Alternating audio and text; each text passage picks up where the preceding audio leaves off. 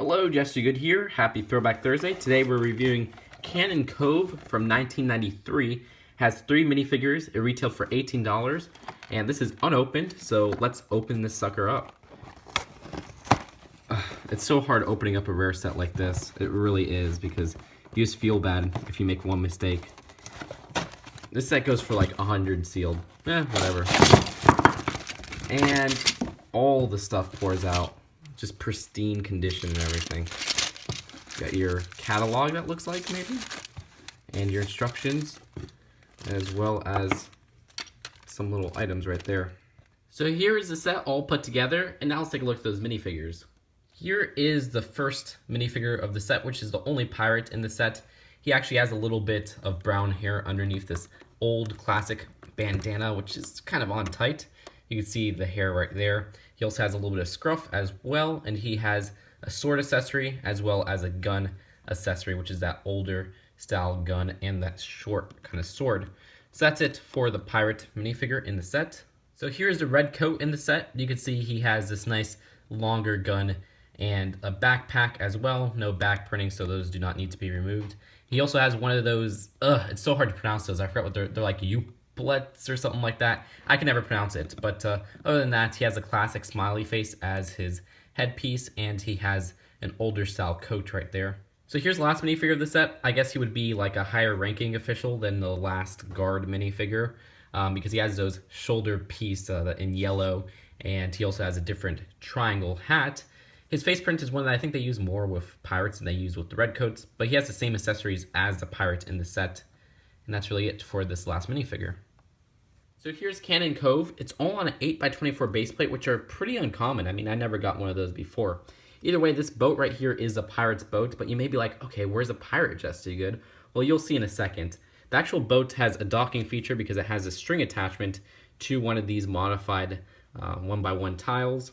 And so you can just stick that onto any kind of plate on the set, and it sticks on pretty well. But either way, let's get to the meat of the set, which is Cannon Cove itself.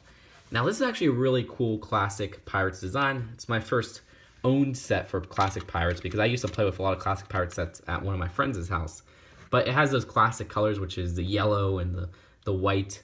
And there's this big ugly rock piece right here, which I thought those were newer pieces. I guess I was mistaken. Either way, there's a little cove right here for this little kind of I guess watchtower would be a good term for it. And this piece on the side is actually printed. But going inside the watchtower, there's a secret cannon, which is one of the older style cannons. So it doesn't have any feature that you would like pull back the little part right here to shoot one of the little tube parts. But you can see I put some of those tube, I guess, ammunition inside there. And there is actually some extra ones inside the cove itself, as well as a ladder going to the watchtower section. And there's also a hidden little secret short sword as well.